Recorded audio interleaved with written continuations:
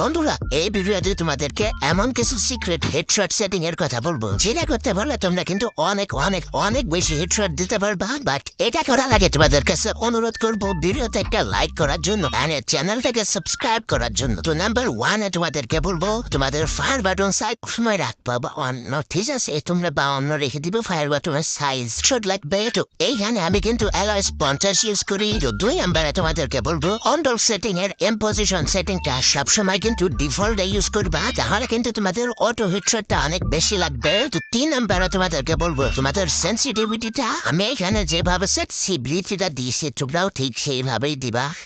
তোমরা এখানে জেনারেল দিয়ে দিবা 177 এবং রেড ডট দিয়ে দেবা 10 এবং টুইস্কোপ 183, ফোরিস্কোপ 176, স্নাইপার 125 এবং ফ্রিভিউ 200। সো গাইজ, আজকের ভিডিওতে যা যা দেখালাম এই টিপসগুলো যদি তুমি ফলো করো, এই 3টে টিপ ফলো করার মাধ্যমে তোমার হেডশটের অনেক